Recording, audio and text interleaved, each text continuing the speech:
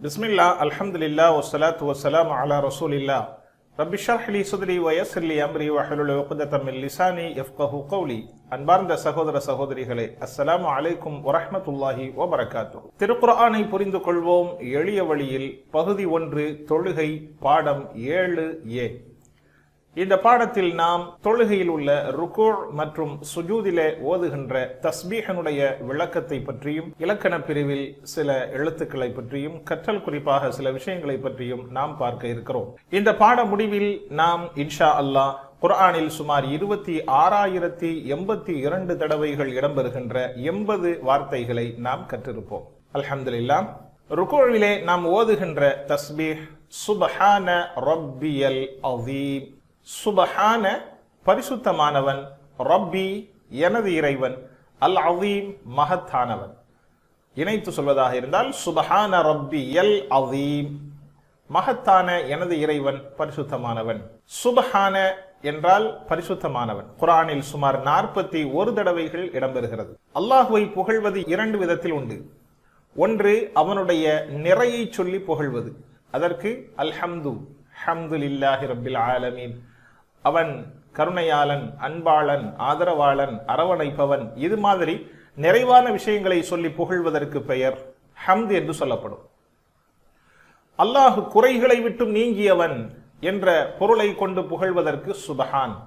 சுபஹான அல்லாஹ் குறைகளில் இருந்தும் நீங்கியவன், எவ்வித குறைகளும் அவனுக்கு கிடையாது என்று குறைகளை நீக்கி புகழ்வதற்கு சுபஹான் என்று சொல்லப்படும்.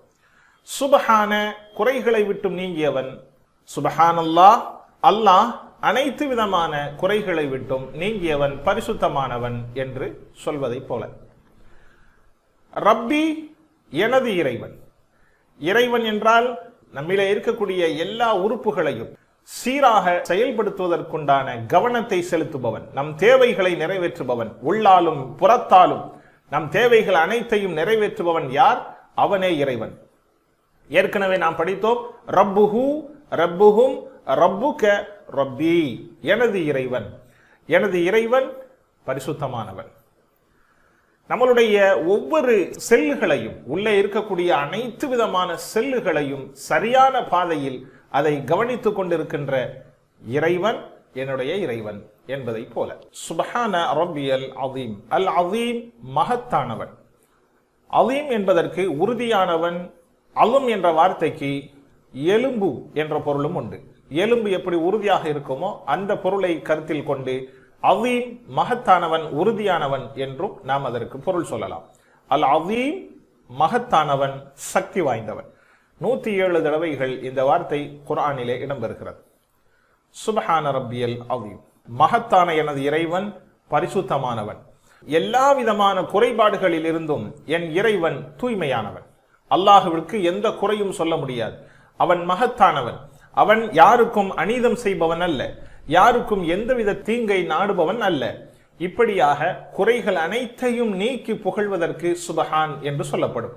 மேலும் என் வாழ்வில் எனக்கு எல்லா விதமான நன்மைகளையும் தந்திருப்பவன், என் வாழ்வில் ஏற்படுகின்ற எந்த குறைபாடுகளுக்கும் கஷ்டத்திற்கும் அவனுடைய புறத்திலிருந்து வரக்கூடியது அல்ல, இது என்னுடைய புறத்திலிருந்து ஏற்படுகின்ற சிரமங்கள், கஷ்டங்கள் என்று நாம் புரிந்து கொள்ள வேண்டும். இவைகள் அனைத்திலிருந்தும் அவன் தூய்மையானவன், எல்லா குறைபாடுகளிலிருந்தும் அவன் பரிசுத்தமானவன். ரப்பி என் இறைவன் எனக்கான எல்லா தேவைகளையும் பூர்த்தி செய்கிறான். என் சார்ந்த அத்துணை விஷயங்களுக்கும் அவனே பொறுப்படுத்தி என்னை கவனித்துக் கொண்டிருக்கிறான். நம்மளுடைய தேவைகள், உள் உறுப்புகள் சார்ந்த, உள் உறுப்புகளிலே இருக்கின்ற அத்துணை செல்களையும் கட்டுப்படுத்தி அவைகளை சரியான பாதையில் இயக்குபவனாக என் இறைவன் என்னை பராமரித்துக் கொண்டிருக்கிறான்.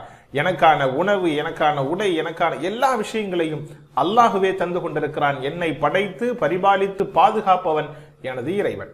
என்னுடைய உடலில் இருக்கின்ற எல்லா விதமான இரத்த ஓட்டங்கள் உட்பட, நரம்புகள் உட்பட அனைத்தையும் சீராக தருபவன் என் இறைவன்.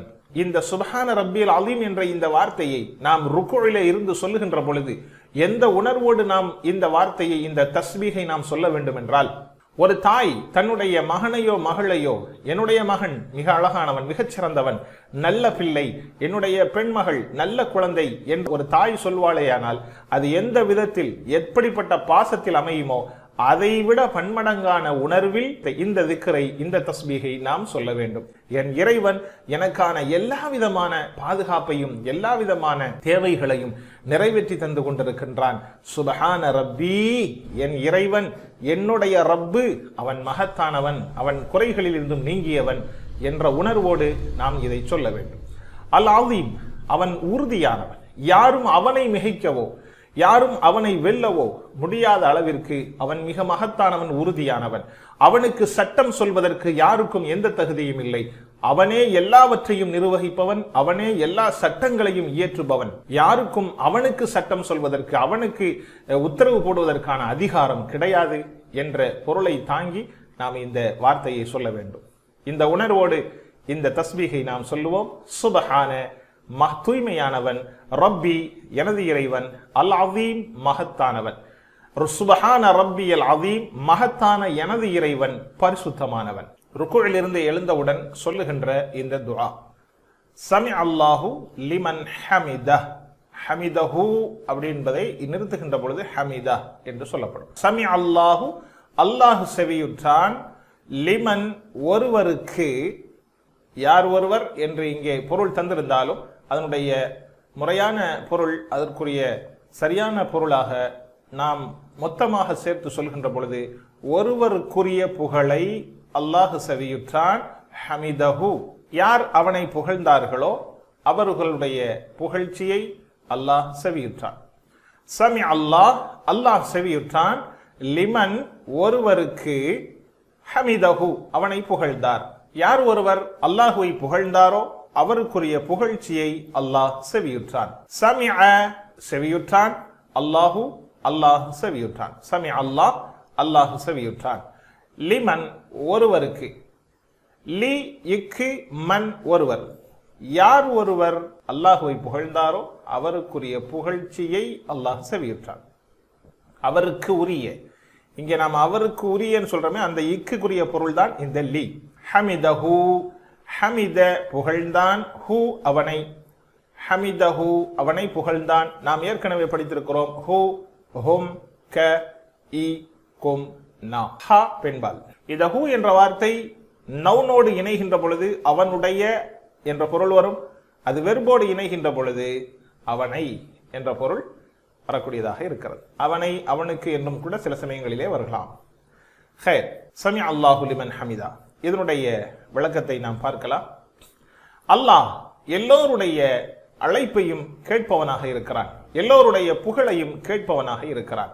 நீ உஜீபு தாவத தாயி என்று அல்லாஹ் சொல்வதை போல, நான் அழைப்பாளனின் அழைப்பிற்கு பதில் தருவேன் என்று சொல்வதை போல எல்லோருடைய அழைப்பையும் கேட்கிறான், அதற்கான பதிலையும் அல்லாஹ் தருகிறான். எனவே அவனை புகழ்பவனுடைய புகழ்ச்சியையும் அல்லாஹ் கேட்கிறான். அல்லாஹுவிற்கு புகழ் என்பது தேவையானது என்பது அல்ல.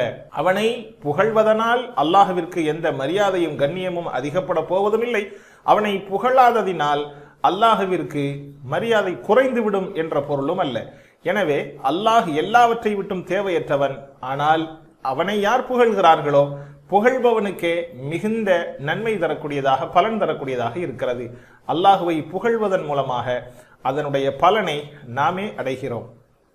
அல்ஹம்துலில்லாஹ். இதை மனதில் வைத்துக் கொண்டு இந்த வார்த்தையை சொல்லுங்கள். சமி அல்லாஹ், அல்லாஹு செவியுற்றான், லிமன் ஒருவருக்கு, ஹமிதஹு அவனை புகழ்ந்தார்.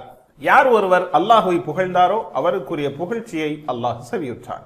ருக்குவிலிருந்து நாம் எழுகின்ற பொழுது சொல்லுகின்ற துஆ, ரப்பனா எங்கள் இறைவா, வலக மேலும் உனக்கு, அல்ஹம்த் புகழ் மற்றும் நன்றி. இறைவா உனக்கே புகழ் மற்றும் நன்றி என்று நாம் சொல்ல வேண்டும். ரப்பனா, இந்த வார்த்தையினுடைய பொருளை நாம் புரிந்திருக்கிறோம், தெரிந்திருக்கிறோம். இந்த பொருள்களை புரிந்து அல்லாஹுவை நாம் எவ்வளவு தூரம் புகழுகின்ற, நன்றி பாராட்டுகின்ற விதத்திலே சொல்ல முடியுமோ அந்த அளவிற்கு நாம் உணர்ந்து இந்த வார்த்தையை நாம் சொல்ல வேண்டும். ரப்பனா எங்கள் இறைவா, எங்களுக்கான எல்லா தேவைகளையும் நிறைவேற்றி தருகின்றவனே, உனக்கே எல்லா புகழும் உண்டாகட்டுமாக என்று நாம் ரப்பை ஆழ்மனதிலிருந்து நாம் அவனை புகழ வேண்டும். 3 உணர்வுகளோடு இந்த வார்த்தைகளை சொல்ல வேண்டும். ரப்பனா எங்கள் இறைவா, எனது இறைவன், எங்களுடைய இறைவனும் நீதான், புகழ்ச்சி அனைத்தும் உனக்கே சொந்தமானது என்ற உணர்வோடு இந்த வார்த்தையை நாம் சொல்ல வேண்டும். அவனது சிறப்பு பண்புகளை நாம் நினைவு கூற வேண்டும். யா அல்லாஹ், நீ இரக்கம் மிகுந்தவனாக இருக்கிறாய், எங்களுடைய எல்லா விதமான உணர்வுகளையும் தேவைகளையும் நீ நிறைவேற்றி தருபவனாக இருக்கிறாய், அழகான தோற்றத்தை தந்தவன், அழகான படைப்பை படைத்தவன், எங்களை மிக அழகாக நேர்த்தியாக படைத்திருக்கிறாய் போன்ற வார்த்தைகளை எல்லாம் அல்லாஹ்விற்கு நன்றியாக தெரிவிப்பதன் மூலமாக இந்த தஸ்பீஹ், இந்த துஆவை நாம் செய்ய வேண்டும். ரப்பனா, எங்கள் இறைவா, வலக, மேலும் உனக்கு, அல்ஹம்து, புகழ் மற்றும் நன்றி. அடுத்ததாக ருக்குவிலிருந்து எழுந்ததற்கு பிறகு ஓதப்படுகின்ற இன்னொரு துஆ, நபி ஸல்லல்லாஹு அலைஹி வஸல்லம் அவர்கள் வழமையாக ஓதிக்கொண்டிருந்த ஒரு துஆவை பற்றி பார்க்க இருக்கிறோம். சமிஅ அல்லாஹு லிமன் ஹமிதா ரப்பனா வலக்கல் ஹம்த் மில்அஸ் ஸமாவாதி வ மில்அல் அர்தி வ மில்அ மா பைனஹுமா வ மில்அ மா ஷிஅத மின் ஷைஇன் பஅது. இந்த வார்த்தையினுடைய பொருள்களை நாம் பார்க்கலாம். மில் அஸ் சமாவாதி, வானங்கள் நிரம்ப, வமில் அல் அர்தி, இன்னும் பூமி நிரம்ப, வமில் அ மா பைனஹுமா, அவைகள் இரண்டுக்கும் இடைப்பட்ட இடங்கள் நிரம்ப, வமில் அ மா ஷிஅத மின் ஷைஇன் பஅது, இவைகளுக்கு பின்னாலும் இறைவா நீ எதை நாடினாயோ அவைகள் நிரம்ப, புகழ் மற்றும் நன்றி அனைத்தும் உனக்கு சொந்தம் என்ற அழகான அற்புதமான வார்த்தைகளை கொண்டு நபிகள் நாயகம் ஸல்லல்லாஹு அலைஹி வஸல்லம் அவர்கள் அல்லாஹ்விற்கு நன்றியும் புகழையும் சொல்பவர்களாக இருந்திருக்கிறார்கள். மில் அஸ் சமாவாத், மில் அ நிரம்ப, இது ஒரு ரூட் வேர்ட். இதனுடைய வெறுபாக மலஅ நிரம்பியது, யம்லஉ நிரம்பும். மில் என்ற வார்த்தை அல் குர்ஆனில் ஒரு தடவை இடம்பெறுகிறது. மில் அ நிரம்ப. அஸ்ஸமாவாத், வானங்கள். இதனுடைய ஒருமை சமா, வானம். சமாவாத் அதனுடைய புளூரல், வானங்கள். இந்த இரண்டு வார்த்தைகளும் சேர்ந்து குர்ஆனில் 310 தடவைகள் இடம்பெறுகிறது. வமில் அல் அர்த், அல் அர்த் பூமி, 461 தடவை குர்ஆனிலே இடம்பெறுகின்ற வார்த்தை. வமில் அ மா பைனஹுமா, பைன என்றால் மத்தியில், இடையில், நடுவில் என்ற பொருளை கொடுக்கலாம். ஹுமா, அவ்விரண்டிற்கும் இடையில். ஏற்கனவே நாம் படித்திருக்கிறோம். ஹுவ அவன் ஒருவன், ஹிய அவள் ஒருத்தி. இந்த இரண்டுக்குமான இருமையாக ஹுமா அவ்விருவர் என்ற பொருள் என்ற வார்த்தையை நாம் இனிமேல் இன்ஷா அல்லாஹ் பின்னால் வருகின்ற காலங்களில் படிப்போம். ஹுமா என்றால் அவ்விரண்டு என்று பொருள். பைன மத்தியில், இந்த வார்த்தை குர்ஆனில் 266 தடவைகள் இடம்பெறுகிறது. இந்த துஆவிற்குண்டான பொருளை நாம் பார்க்கலாம். நாம் அல்லாஹுவை எவ்வளவுதான் புகழ்ந்தாலும், எந்த அளவிற்கு புகழ்ந்தாலும், நாம் முறையாக அல்லாஹு எதிர்பார்க்கிற அளவிற்கு நாம் புகழ்ந்தவர்களாக ஆகுவோமா என்றால் இல்லை. நிச்சயமாக நாம் அல்லாஹுவினுடைய அளவிற்கு புகழ்வதற்குண்டான தகுதிகளை இழந்தவர்கள். மில் அ மா ஷிஅத, ஷிஅத இது ஒரு வெர்பு, பாஸ்ட் டென்ஸ் வெர்பு. நீ நாடினாய், ஷிஅத நீ நாடினாய். ஷாஅ நாடினான், யஷாஉ நாடுவான், ஷிஅத நீ நாடினாய். இந்த வார்த்தை குர்ஆனில் 3 தடவைகள் இடம்பெறுகிறது. ஷை என்றால் பொருள். ஒரு பொருளை குறித்து நாம் சொல்லலாம். ஒரு பையாக இருக்கட்டும், ஒரு கல்லாக இருக்கட்டும், ஒரு மரமா, எதுவாக இருந்தாலும் அதை பொதுவான பொருளில் தாங்கிய ஒரு வார்த்தை தான் ஷை. ஷை என்றால் ஒரு பொருள். ஷை இதனுடைய புளூரல் அஷ்யா. இந்த இரண்டு வார்த்தைகளும் சேர்ந்து குர்ஆனில் 283 தடவைகள் இடம்பெறுகிறது. ஷை என்றால் பொருள், அஷ்யா என்றால் பொருள்கள். பஅது பிறகு, மின் ஷைஇன் பஅது இவைகளுக்கெல்லாம் பிறகு. பஅது என்றால் பின்னால், கப்லு என்றால் முன்னால், ஃபௌக் என்றால் மேலே, தஹ்தி என்றால் கீழே. இந்த வார்த்தைகளோடு கூடிய ஒரு வார்த்தை பஅத். இந்த வார்த்தை குர்ஆனில் 198 தடவைகள் இடம்பெறுகிறது. இந்த ذிக்ரை பெருமானார் ஸல்லல்லாஹு அலைஹி வஸல்லம் அவர்கள் சொல்லித் தருகின்ற விஷயங்களை நாம் பார்க்கலாம். இவ்வளவு அற்புதமான நன்றியையும் புகழையும் தெரியப்படுத்துகின்ற ஒரு வார்த்தையை, ஒரு வாக்கியத்தை நபிகள் நாயகம் சொல்லி இருக்கிறார்கள் என்றால் அவர்களினுடைய வாழ்வு முறை எப்படி இருந்தது? 13 ஆண்டு காலங்கள் மக்காவிலே மிகச் சிரமமான வாழ்க்கை. தன்னுடைய குடும்பத்தார்களே தன்னை எதிர்த்து தன்னை தாக்குகின்ற ஒரு வாழ்வு முறையை பெருமானார் வாழ்ந்து வந்தார்கள். அதே போன்று மதீனாவிலே வந்து 10 ஆண்டு காலங்கள் அதிலேயும் மிக சிரமமான வாழ்க்கையை மேற்கொண்டு வந்தார்கள். அவர்களினுடைய ஒவ்வொரு நாட்களும் சிரமத்திலே தான் கழிந்தது. இப்படிப்பட்ட இவ்வளவு நெருக்கடியான காலத்திலும் கூட நபிகள் நாயகம் ஸல்லல்லாஹு அலைஹி வஸல்லம் அவர்கள் தன்னை படைத்து தனக்கான அத்துணை தேவைகளை நிறைவேற்றுகின்ற ரப்பிற்கு இவ்வளவு தூரம் அழகான நன்றியை சொல்வதற்கு நபிகள் நாயகம் மறக்கவே இல்லை. இவைகள் இவ்வளவு உணர்வுபூர்வமான வார்த்தைகளை வெளிப்படுத்தி நபிகள் நாயகம் ஸல்லல்லாஹு அலைஹி வஸல்லம் அவர்கள் அல்லாஹ்விற்கு நன்றியை தெரிவித்த வார்த்தைகளை நாம் பார்க்கிறோம். நவீன ஆய்வு அடிப்படையில் திருப்திகரமான மற்றும் நிம்மதியான வாழ்விற்கு முழுமையான நன்றி உணர்வு நமக்கு வர வேண்டும். ஒவ்வொரு இரவும் படுக்கச் செல்கின்ற பொழுது நாம் நன்றி எனும் நதியிலே நீந்தி கொண்டிருப்பதை போன்ற உணர்வை நாம் மேற்கொள்ள வேண்டும். நன்றி உள்ளவர்களாக நாம் வாழுகின்ற பொழுது நமக்கான வாழ்க்கை நிம்மதியாக இருக்கும். ஒருவர் தருகின்ற ஒரு சின்ன ஒரு உதவிக்கு நாம் அவருக்கு நன்றி சொன்னால் அதற்கான திருப்தியை நாம் உணர்ந்து பார்க்கிறோம். அப்படியானால் நம்மளுடைய ஒவ்வொரு மூச்சையையும் அல்லாஹு சுப்ஹானஹு வ தஆலா நிம்மதியாக விடுவதற்கு தருகின்ற இந்த இவ்வளவு பெரிய நன்மைக்கும் இவ்வளவு பெரிய உதவிக்கும் அல்லாஹுடைய பேருதவிக்கு நமக்கான நன்றி எப்படி இருக்க வேண்டும் என்பதை நாம் எண்ணி பார்க்க வேண்டும். நபி ஸல்லல்லாஹு அலைஹி வஸல்லம் அவர்கள் சொன்ன இந்த வார்த்தைகளினுடைய ஆழத்தை நாம் பார்க்க வேண்டும். நபி ஸல்லல்லாஹு அலைஹி வஸல்லம் அவர்கள் அல்லாஹுவை புகழ்கிறார்கள். மில் அஸ் சமாவாத் வானங்களை சொன்னார்கள். வமில் அல் அர்த் அடுத்து பூமியை சொன்னார்கள். வமில் அ மா பைனஹுமா அந்த இரண்டுக்கும் இடைப்பட்ட தூரத்தையும் சொன்னார்கள். இவைகள் நிரம்ப இறைவா உனக்கு புகழ். வானம் நிரம்ப பூமி நிரம்ப பத்தல. நபிகளுக்கு அது திருப்தியை கொடுக்கவில்லை. அல்லாஹ்விற்கான புகழுக்கும் நன்றிக்கும் தேர்ந்தெடுத்த வானம் நிரம்ப சொன்னார்கள், பூமி நிரம்ப சொன்னார்கள், அதற்கு இடைப்பட்ட தூரம் நிரம்ப சொன்னார்கள். அப்படி இருந்தும் நபிகளுக்கு திருப்தி அடையவில்லை. யா அல்லாஹ், கண்ணுக்கு தெரிந்த வானத்தை சொல்லிவிட்டேன், கண்ணுக்கு தெரிந்த பூமியை சொல்லிவிட்டேன், இவைகளுக்கெல்லாம் அப்பால் எனக்கு இன்னும் உனக்கு நான் நன்றி செய்த திருப்தி வரவில்லை. எனவே மில் அ மா பைனஹுமா வ மில் அ மா ஷிஇத மின் ஷைஇன் பஅது இவைகளுக்கு அப்பாலும் இறைவா நீ எதை விரும்புகிறாயோ, நீ எந்த பொருள் நிரம்ப நாடுகிறாயோ அந்த பொருள் நிரம்ப உனக்கு புகழ் மற்றும் நன்றி என்று நபிகள் நாயகம் ஸல்லல்லாஹு அலைஹி வஸல்லம் அவர்கள் மிகுந்த ஆழமாக இந்த நன்றியை நபி ஸல்லல்லாஹு அலைஹி வஸல்லம் அவர்கள் சொன்னதை நாம் பார்க்கிறோம். இப்பொழுது நாம் சஜிதாவின் திக்ரை பார்க்க இருக்கிறோம். சஜிதாவிலே நாம் சுப்ஹான ரப்பியல் அஅலா என்ற தஸ்பீஹை ஓதுவோம். சுப்ஹான பரிசுத்தமானவன், ரப்பி எனது இறைவன், அல் அஅலா உயர்ந்தவன். இந்த சுப்ஹானவையும் ரப்பியையும் இரண்டு வார்த்தையும் ருக்குஉடைய அந்த தஸ்பீஹிலே நாம் கற்றுக்கொண்டோம். அல் அஅலா உயர்ந்தவன், கபீர் அக்பர் அல் அக்பர். கபீர் பெரியவன், அக்பர் மிக பெரியவன், அல் அக்பர் மிக பெரியவன். சகீர் சிறியவன், அஸ்கர் மிகச் சிறியவன், அல் அஸ்கர் மிகச் சிறியவன். அலி உயர்ந்தவன், அலா மிக உயர்ந்தவன், அல் அலா மிக உயர்ந்தவன். இது அல் அலா என்பதும் அலா என்பதும் ஒரே பொருளை கொண்டதாக இருக்கிறது. அந்த மிக உயர்ந்த என் இறைவன் பரிசுத்தமானவன் என்ற பொருளை நாம் இதற்கு கொடுக்க வேண்டும். சுபஹான பரிசுத்தமானவன், ரப்பி என் இறைவன், அல் அலா அந்த மிக உயர்ந்த எனது இறைவன் பரிசுத்தமானவன். அல்ஹம்துலில்லாஹ். இந்த தஸ்பீஹினுடைய படிப்பினையை நாம் பார்க்கலாம். சஜிதாவினுடைய நிலை ஒரு அடியான் அல்லாஹுவிற்கு மிகவும் கீழ்ப்படிந்த நிலையை விவரிக்கக்கூடிய ஒரு நிலைதான் சஜிதாவினுடைய நிலை. இந்த சஜிதாவினுடைய நிலையிலே நாம் இருக்கின்ற பொழுது அல்லாஹுவை பற்றி நாம் இப்படியெல்லாம் சிந்தித்தவர்களாக இந்த தஸ்பீஹை சொல்ல வேண்டும். அல்லாஹ் மிக உயர்ந்தவன், அல்லாஹ் எனது இறைவன், குறைபாடுகள் அனைத்தை விட்டும் நீங்கியவன், எல்லோருக்குமான இறைவன். நான் அவனது பூமியில் மிக தாழ்ந்த நிலையில், மிக கீழ்ப்படிந்த நிலையிலே இருக்கிறேன். அல்லாஹுவோ அவனுடைய அர்ஷில் மிக உயர்ந்த அந்தஸ்திலே அமர்ந்திருக்கிறான்.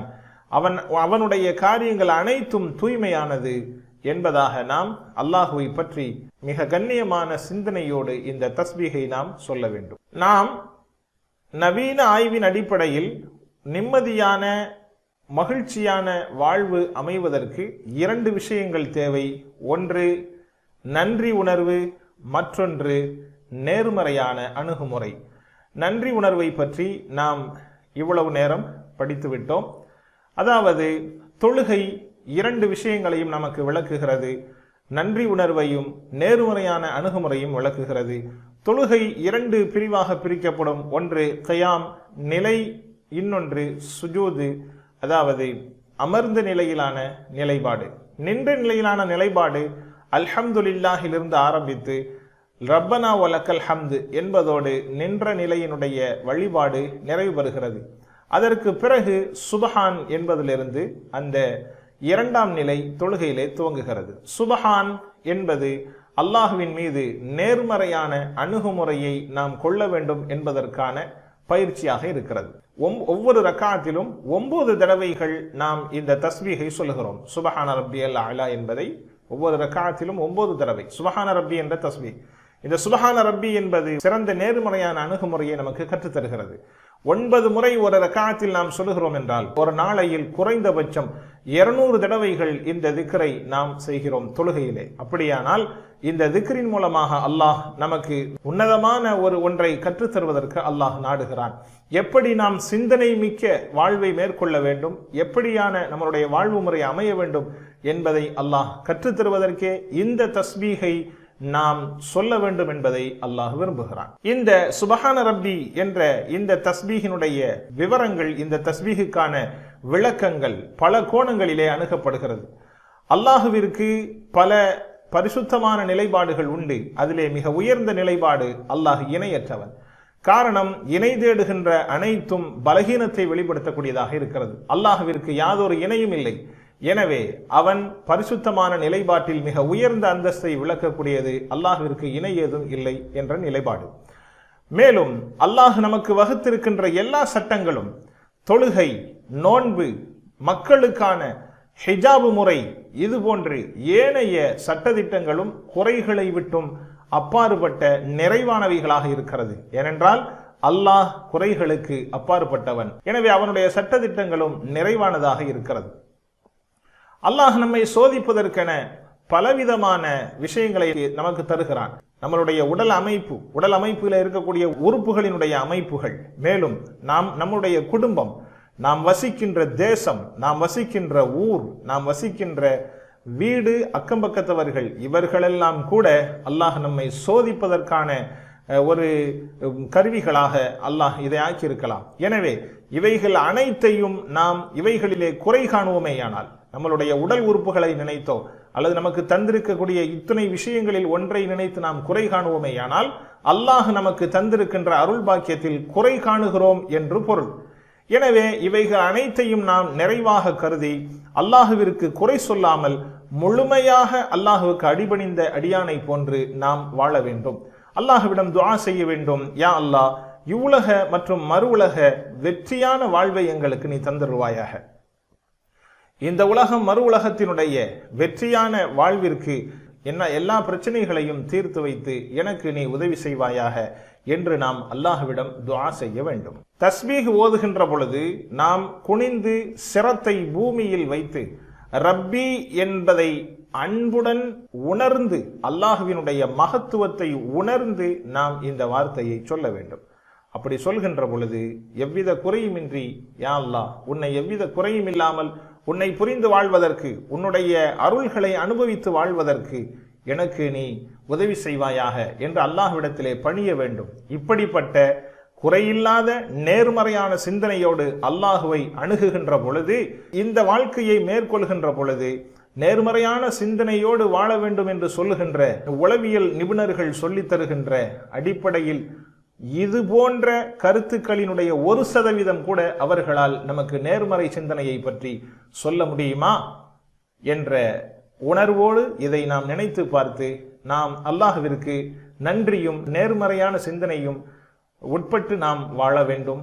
அதற்கான துஆவை அல்லாஹ்விடம் நாம் முன்னிறுத்திக் கொள்ள வேண்டும். அல்லாஹ் செய்தவைகள் ஒவ்வொன்றும் பரிபூர்ணமானது.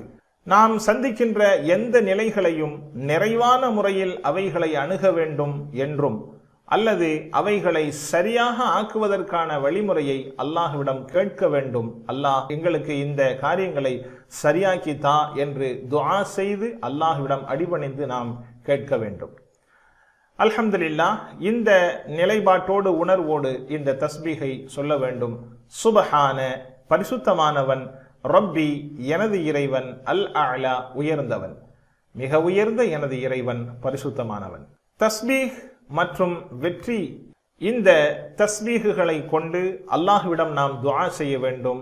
யா அல்லாஹ், என் வாழ்வில் எதிர்கொள்ளும் அனைத்து சோதனைகளிலும் உன்மீது எவ்விதமான குற்ற உணர்வுகளையும் சொல்லாமல் எல்லாவற்றிலும் நிறைவு காணுவதற்கான பாக்கியத்தை எனக்கு தருவாயாக. நீ தருகின்ற அனைத்தும் நிறைவானது, நீ குறையிலிருந்து நீங்கியவன். எனவே நீ தருகின்ற சட்டதிட்டங்களும் எனக்கு தருகின்ற வாழ்க்கை வசதிகளும் நிறைவானதே என்று நான் எண்ணுவதற்கும் அதன் பிரகாரம் செயல்படுவதற்கும் நீ எனக்கு அருள்பாலிப்பாயாக என்று துஆ செய்ய வேண்டும்.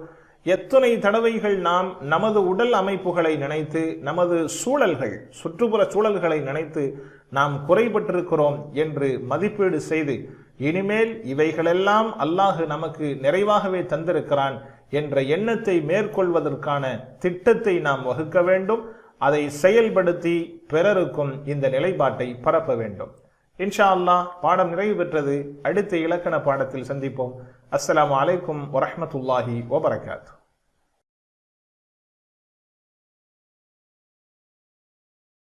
பிஸ்மில்லாஹ், அல்ஹம்துலில்லாஹ், வஸ்ஸலாத்து வஸ்ஸலாமு அலா ரசூலில்லாஹ். ரப்பி ஷ்ரஹ் லி ஸத்ரி வயஸ்ஸிர் லி அம்ரி வஹ்லுல் உக்ததம் மின் லிசானி யஃப்கஹு கௌலி. அன்பார்ந்த சகோதர சகோதரிகளே, அஸ்ஸலாமு அலைக்கும் வரஹ்மத்துல்லாஹி வபரகாத்துஹு. திருக்குர்ஆனை புரிந்து கொள்வோம் எளிய வழியில் பகுதி 1 தொழுகை பாடம் 7B இலக்கண பிரிவு. இந்த பாடத்தில் நாம் எழுத்துக்களாகிய இலா, மஅ, இந்த ஆகிய வார்த்தைகளை பற்றி நாம் பார்க்க இருக்கிறோம். இலக்கணத்தை நாம் டிபிஐ என்று சொல்லப்படுகின்ற நாம் இந்த இலக்கண பிரிவை படித்துக் கொண்டிருக்கிறோம். டிபிஐ என்றால் என்ன? என்னோடு சேர்ந்து ஆக்ஷனோடு சொல்லுங்கள் பார்க்கலாம். கேளுங்கள், பாருங்கள், சிந்தியுங்கள், கூறுங்கள், காட்டுங்கள், விருப்பத்துடன் செய்யுங்கள் மற்றும் சேர்ந்து செய்யுங்கள். திரும்ப ஒரு தடவை. கேளுங்கள், பாருங்கள், சிந்தியுங்கள், கூறுங்கள், காட்டுங்கள், விருப்பத்துடன் செய்யுங்கள், சேர்ந்து செய்யுங்கள். நாம் அரபியில் இவைகளை படித்திருக்கிறோம். அரபியினுடைய வார்த்தைகள் மொத்தம் 3 வகைப்படும். 1 இஸ்ம், 2 ஃபஅல், 3 ஹர்ஃப். இஸ்ம், ஃபஅல், ஹர்ஃப். இஸ்மி என்றால் ஆரம்பத்தில் ஒற்றை வார்த்தையாக இருந்தால் ஆரம்பத்தில் அலிஃப்லாம் அல்லது கடைசியில் அன், இன், உன். பன்மையாக இருந்தால் வாவ்னூன் அல்லது யானூன் அல்லது அலிஃப்தா. பெண்பாலாக இருந்தால் அலிஃப்தா. இவைகள் இணையும். இவைகள் இஸ்மிற்குரிய அடையாளமாக நாம் பார்க்கிறோம். இஸ்மி என்றால் பெயர் சொல். பெயர் சொல் என்றால் கிதாப், மஸ்ஜித், ஹஜர், இது மாதிரி ஒரு வஸ்துவை குறிக்கும் சொல்லாக இருக்கும். ஃபஅல் என்றால் ஃபஅல் ஒருவருடைய செயல் காலம் சார்ந்து இருக்குமேயானால் அதற்கு ஃபஅல், வெர்பு என்று சொல்லப்படும். இந்த இரண்டும் அல்லாததற்கு ஹர்ஃப், இடைச்சொல் என்று பெயர் சொல்லப்படும். நாம் இப்பொழுது நேற்றைய முந்தைய பாடங்களில் நாம் படித்து வந்தவைகளை மீள்பார்வை செய்வோம். இதற்கு முன்பதாக நாம் படித்தோம் ஹுரூஃப், எழுத்துக்கள் பி, ஃபி, அலா. அதற்கு முன்பதாக லி, மின், அன். முந்தைய பாடத்தில் பி, ஃபி, அலா. பி என்றால் கொண்டு, ஃபி என்றால் இல் அல்லது லே, அலா என்றால் மீது. இந்த 3 எழுத்துக்களும் நாம் ஏற்கனவே படித்திருக்கின்ற பிரதி பெயர் சொற்களின் இன்னொரு வகையாகிய ஹூ, ஹும், க, இ, கும், நா இவைகளோடு இணைந்து குர்ஆனில் சுமார் 3401 தடவைகள் இடம்பெறக்கூடியதாக இருப்பதை நாம் பார்க்கிறோம். இந்த 3 எழுத்துக்களும் சேர்ந்து வருகின்ற பொழுது 3401 தடவை. பி என்றால் கொண்டு, பி இவைகளோடு இணைந்து வரும். பிஹி அவனை கொண்டு, பிஹிம் அவர்களை கொண்டு, பிக உன்னை கொண்டு, பி என்னை கொண்டு, பிகும் உங்களை கொண்டு, பினா எங்களை கொண்டு. பி உதாரணம் பிஸ்மில்லாஹ் அல்லாஹுவின் பெயரை கொண்டு. ஃபி உதாரணம் ஃபி சபீலில்லாஹ் என்று நாம் சொல்வதை போல. அதே போன்று அலா, அலா என்றால் மீது. நாம் அடிக்கடி புழங்கிக் கொண்டிருக்கின்ற அஸ்ஸலாமு அலைக்கும் உங்கள் மீது சாந்தி உண்டாகட்டுமாக. அலா என்றால் மீது, அதற்கு உதாரணம் அஸ்ஸலாமு அலைக்கும். ஆக பி, பிஹி, பிஹிம், பிக, பி, பிகும், பினா. சொல்லுங்கள். பிஹி அவனை கொண்டு, பிஹிம் அவர்களை கொண்டு, பிக உன்னை கொண்டு, பி என்னை கொண்டு, பிகும் உங்களை கொண்டு, பினா எங்களை கொண்டு. அரபியை மட்டும் சொல்லுங்கள். பிஹி, பிஹிம், பிக, பி, பிகும், பினா ஆகியவைகள். பிக்கு உதாரணமாக நாம் பார்க்கிறோம் பிஸ்மில்லா அல்லாஹுவின் பெயரை கொண்டு. அடுத்ததாக ஃபி. ஃபி என்றால் இல். ஃபி சபீலில்லா அல்லாஹுவின் பாதையில். ஃபீஹி அவனில், ஃபீஹிம் அவர்களில், ஃபீக உன்னில், ஃபிய்ய என்னில், ஃபீகும் உங்களில், ஃபீனா எங்களில். இன்னொரு தடவை சொல்லுங்கள். ஃபீஹி அவனில், ஃபீஹிம் அவர்களில், ஃபீக உன்னில், ஃபிய்ய என்னில், ஃபீகும் உங்களில், ஃபீனா எங்களில். அரபியை மட்டும் சொல்லுங்கள் பார்க்கலாம். ஃபீஹி ஃபீஹிம், ஃபீக ஃபிய்ய, ஃபீகும் ஃபீனா. மாஷா அல்லாஹ். அடுத்ததாக அலா. அலா என்றால் மீது. உதாரணம் அஸ்ஸலாமு அலைக்கும், உங்கள் மீது அனைத்து விதமான சாந்தி பாதுகாப்பு உண்டாகட்டுமாக. அலா சொல்லுங்கள். அலைஹி அவன் மீது, அலைஹிம் அவர்கள் மீது, அலைக்க உன் மீது, அலைய என் மீது, அலைக்கும் உங்கள் மீது, அலைனா எங்கள் மீது. அரபி மட்டும் சொல்லுங்கள். அலைஹி அலைஹிம், அலைக்க அலைய, அலைக்கும் அலைனா. மாஷா அல்லாஹ். இன்றைய பாடத்திற்கு நாம் வருகிறோம். இன்றைய பாடத்தில் நாம் படிக்க இருக்கின்ற எழுத்துக்கள் இலா, மஅ, இந்த. இதிலே இலா மட்டும்தான் ஹர்ஃபினுடைய இனத்தோடு சாரும். மஅவும் இந்தவும் அது இஸ்மினுடைய ஒரு வகை. இருந்தாலும் இவைகள் எழுத்துக்களை போன்று புழங்கப்படுவதனால் இங்கே எழுத்துக்களோடு இணைத்து சொல்லப்படுகிறது. இந்த 3 வார்த்தைகள் இந்த பிரதி பெயர் சொற்களோடு இணைந்து வருவதை நாம் பார்க்கிறோம். இவைகள் இணைந்து வருகின்ற பொழுது இலா என்பது மாத்திரம் இந்த பிரதி பெயர் சொற்களோடு 736 தடவைகள் இடம்பெறுகிறது. இலா என்றால் நோக்கி என்று பொருள். இதற்கு உதாரணமாக நம்மிலே யாராவது மரணித்து விட்டால் நாம் உடனே சொல்லுவோம் இன்னா லில்லாஹி வ இன்னா இலைஹி ராஜிஊன். மரண செய்தி மாத்திரமல்லாமல் ஏதாவது ஒரு அபாயமான செய்தி கேட்கின்ற பொழுது நாம் சொல்லக்கூடிய வார்த்தை இன்னா லில்லாஹி வ இன்னா இலைஹி ராஜிஊன். ராஜிஊன் என்றால் நாம் அவன் பக்கமே மீளுபவர்களாக இருக்கிறோம். இன்னா நிச்சயமாக நாம், லில்லாஹ் அல்லாஹ்விற்குரியவர்கள், வ இன்னா மேலும் நாம், இலைஹி அவனை நோக்கி, ராஜிஊன் மீள்பவர்களாக இருக்கிறோம். ஹைர்.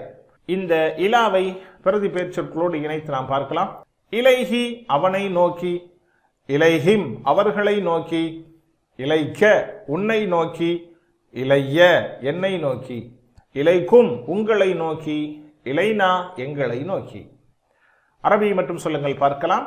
இலைஹி இலைஹிம், இலைஹி இலைஹிம், இலைக்க இலைய, இலைக்க இலைய, இலைக்கும் இலைனா, இலைக்கும் இலைனா. மாஷா அல்லாஹ். அடுத்ததாக இன்றைக்கு நாம் பார்க்கக்கூடிய இரண்டாவது எழுத்து ம. ம என்றால் உடன் என்ற பொருளாக இருக்கிறது.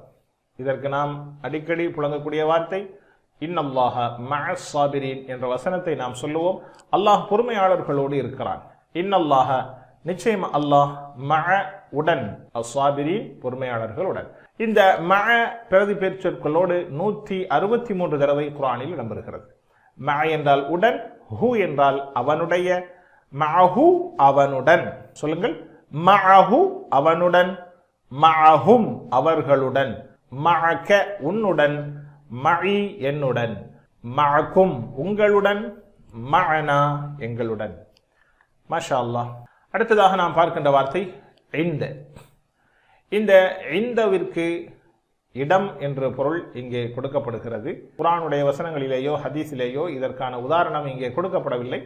அரபகத்தில் புழக்கத்திலே சொல்லக்கூடிய வார்த்தை கம் ரியால் இந்தக், உன்னிடத்தில் எவ்வளவு ரியால் இருக்கிறது. இது மாதிரி உள்ள கேள்விகளுக்காக இந்த வார்த்தையை புழங்கப்படுவதை நாம் பார்க்கிறோம்.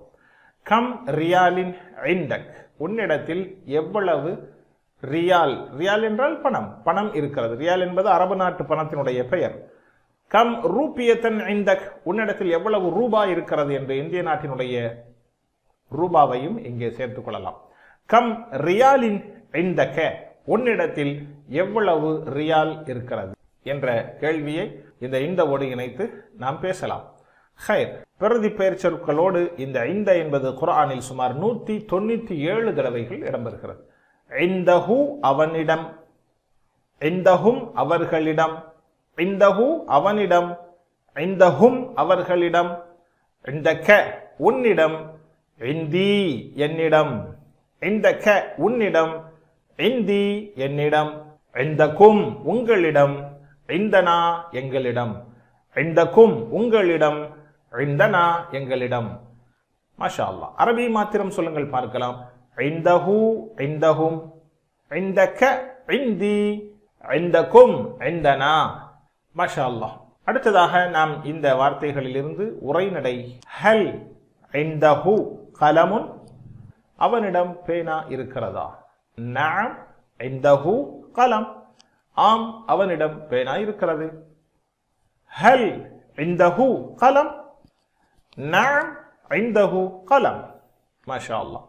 ஹல் இந்தஹும் கலம், அவர்களிடத்தில் பேனா இருக்கிறதா? நஅம் இந்தஹும் கலம், ஆம் அவர்களிடம் பேனா இருக்கிறது. சொல்லுங்கள் பார்க்கலாம். ஹல் இந்தஹு கலம், நஅம் இந்தஹு கலம்.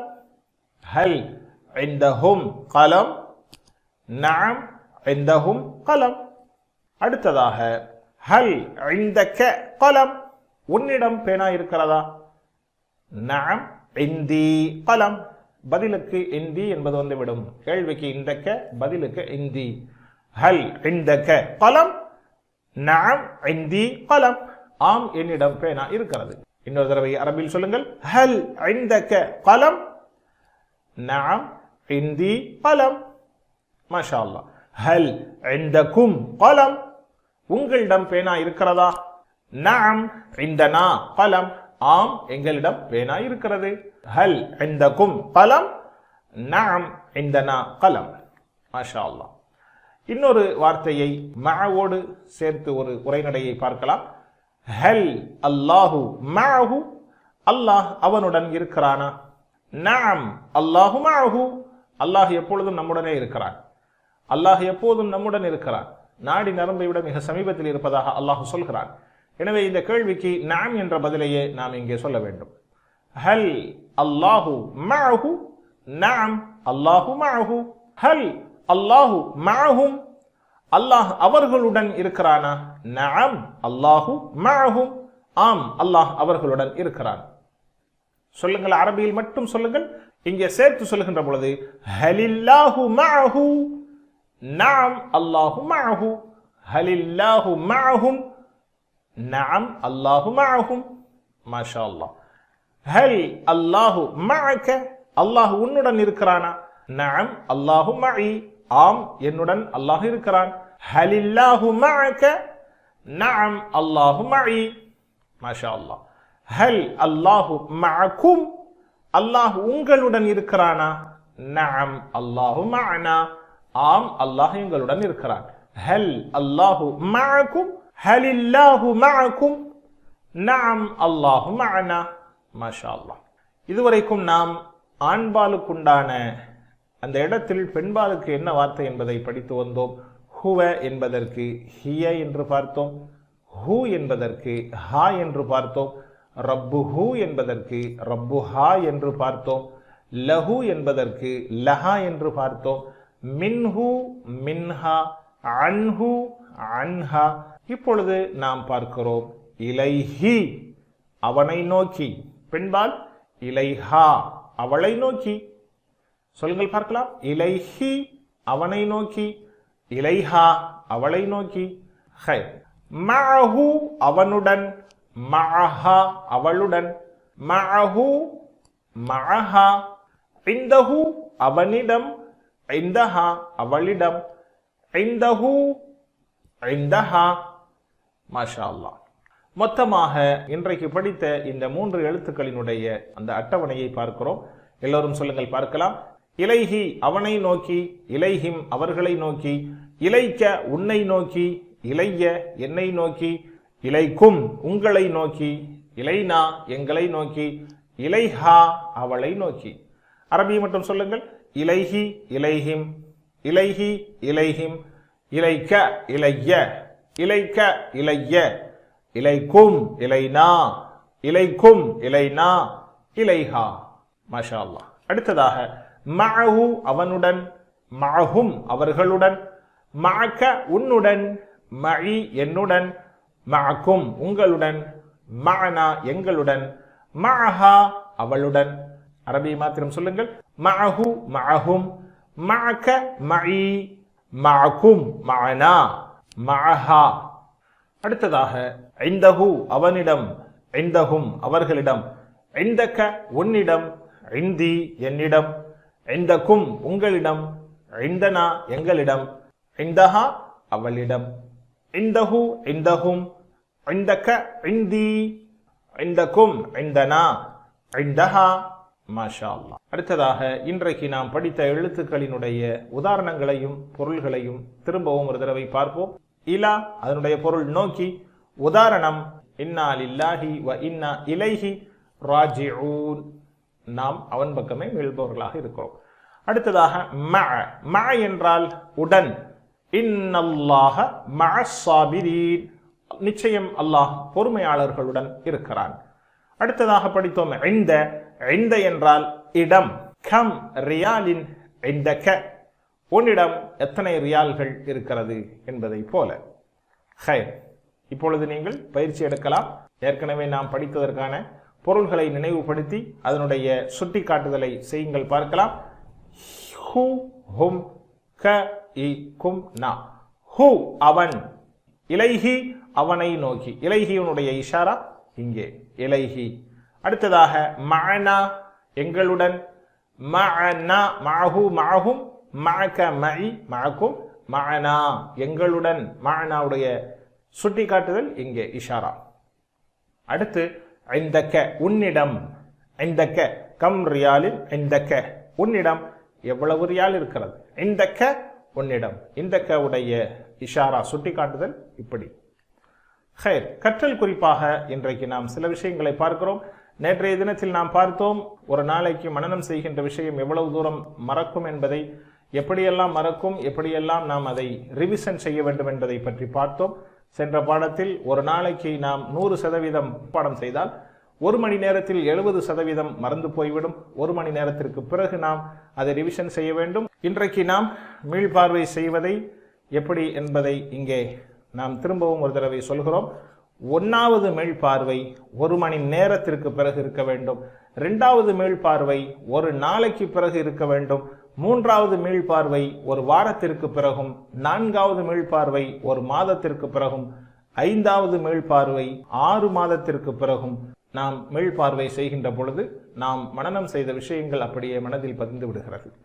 எந்த அளவிற்கு நாம் மீள்பார்வை செய்ய வேண்டும் என்றால், 1 மணி நேரம் படித்த பாடத்தை 10 நிமிடங்கள் நாம் மீள்பார்வை செய்ய வேண்டும். 3 மணி நேரம் படித்த பாடத்தை 30 நிமிடங்கள் மீள்பார்வை செய்ய வேண்டும். இப்படிக்கு மணிக்கு 10 நிமிடங்களை நாம் கூட்டிக் கொண்டே இருக்க வேண்டும். இந்த அளவிற்கு மீள்பார்வை செய்கின்ற பொழுது நாம் படித்த பாடங்கள் மனதில் அப்படியே பதிகிறது என்பதை நாம் பார்க்கிறோம். ஹைர், அல்ஹம்துலில்லாஹ். இந்த பாடத்தின் நிறைவில் நாம் குர்ஆனில் சுமார் 26,082 தடவைகள் இடம்பெறுகின்ற 80 வார்த்தைகளை நாம் படித்திருக்கிறோம். 7 வகையான வீட்டு பாடங்களை கவனமாக பார்த்து கொள்ளுங்கள். 2 குர்ஆனை ஓதுதல், அடுத்ததாக 2 நாம் படித்த பாடங்களை MP3 மூலமாக நண்பர்களோடு உரையாடுவதன் மூலமாக, அடுத்து வெக்காபுலரி ஷீட் என்கின்ற சொல் அட்டைவணையை பாக்கெட்டில் வைத்துக் கொள்ளுங்கள்.